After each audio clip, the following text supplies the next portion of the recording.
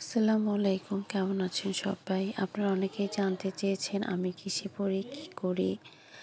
আমি ফার্মাসি থেকে graduation complete করেছি।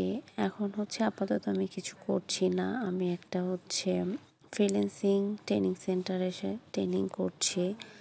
এটা যুব উন্নয়ন কর্তৃক একটা সার্কুলার। যুব উন্নয়ন সরকারিভাবে এই ট্রেনিংটা শুরু করেছে। E learning and earning limited এই কোম্পানির মাধ্যমে। ওনারা 64টা জেলায় 69টা ব্রাঞ্চ আছে ওনাদের পুরো বাংলাদেশে। এটা একটা সরকারি প্রজেক্ট বলা যায়।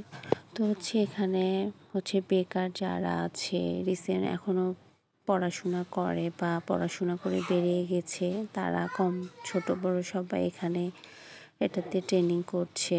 এটা খুব ভালো একটা উদ্যোগ, যাতে কেউ বেকার না থাকে, বেকারত্বের হার কমানোর জন্য। এখন অনেকেই হয়তো নাক সিটকাবেন যে আপু আপনি ফার্মাসি পড়ে, এর মধ্যে আমার খুব কাছের মানুষজন, রিলেটিভসও থাকবে, হয়তো দেখা যাবে তারা বলবে ফার্মাসি পড়ে ফ্রিল্যান্সিং করে। ভালো ফ্রেন্ডসও থাকবে, রিলেটিভস থাকবে, কাছের মানুষ থাকবে যে ফার্মাসি পড়ে ফ্রিল্যান্সিং শিখে জব করে না।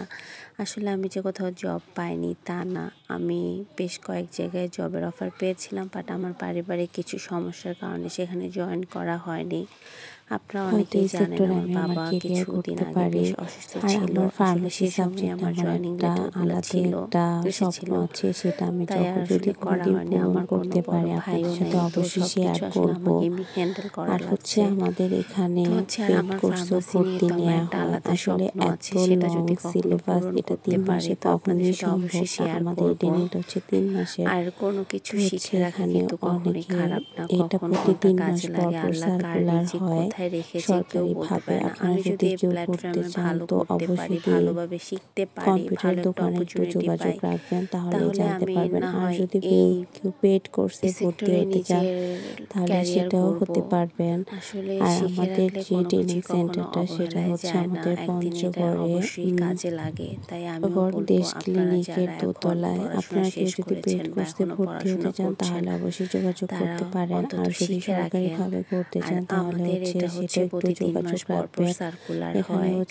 এটা সরকারিভাবে। আর যদি কেউ পেড কোর্সে ভর্তি হতে চান, সেটাও যে কোনো সময় ভর্তি হওয়া যায়।